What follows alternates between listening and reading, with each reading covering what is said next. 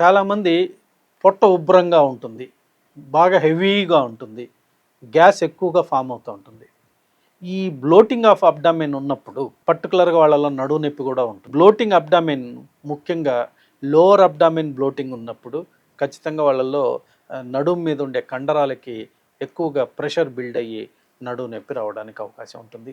అలాగే బాగా హెవీ ఆ గ్రావిటీ వల్ల ఈ అబ్డామినల్ వెయిట్, ఆ బ్లోటింగ్ గ్రావిటీ వల్ల నడుము మీద ఉండే కండరాలు బాగా టైడ్ అయిపోయి ఆ పెయిన్ ఎక్కువగా రావడానికి అవకాశం. ముందు ఈ బ్లోటింగ్ని ఎలా తగ్గించుకోవాలి, బ్లోటింగ్కి గల కారణాలు ఏంటి, ఎసిడిటీ వల్ల ఈ బ్లోటింగ్ అవుతుందా, లేదా టయానికి మీరు భోజనం చేయట్లేదా, లేదా తింటున్న టైము ఇర్రెగ్యులర్గా ఉందా, సో తీసుకున్న ఆహారంలో ఎక్కువగా ఎసిడిక్ నేచర్ ఫుడ్ మీరు తీసుకుంటున్నారా, ఇలాంటివన్నీ కూడా చేసుకుని ముందు ఆ బ్లోటింగు, ఆ అబ్డామినల్ వెయిట్ని మనం తగ్గించుకోగలిగితే నడుము మీద ఉండే కండరాల మీద ఒత్తిడి తగ్గి నడుము నొప్పి రాకుండా మనం కాపాడుకోవచ్చు. ఎప్పుడైతే ఈ లోవర్ అబ్డామిన్లో జరిగే ఈ బ్లోటింగ్ వల్ల మనకు ఈ నడుము నొప్పి వస్తుందో, అలాగే అప్పర్ జిఐటి ట్రిగ్గర్ అయినప్పుడు అప్పర్ సైడ్ అది ఓవర్ఫ్లో అయినప్పుడు మెడ దగ్గర కూడా అలాంటి నొప్పి వస్తుంది.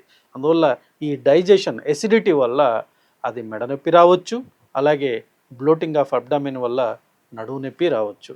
అందువల్ల డైజెషన్ ఇండైరెక్ట్లీ ఈ నడువు నొప్పికి, మెడ నొప్పికి కారణం అవ్వడానికి అవకాశం ఉంటుంది. దాన్ని మనం అర్థం చేసుకొని వాటిని గట్ హెల్త్ని కానీ మనం పూర్తిగా ఇంప్రూవ్ చేసుకోగలిగి ఈ ఎసిడిటీ లెవెల్స్ని, హైపర్ ఎసిడిటీ కావచ్చు, బ్లోటింగ్ ఆఫ్ అబ్డామెన్ కావచ్చు, ఇలాంటి వాటిని మనం తగ్గించుకోగలిగితే ఈ మెడ నొప్పి, నడువు నొప్పి నుంచి మనం తక్షణమే ఉపశమనం పొందడానికి అవకాశం ఉంది.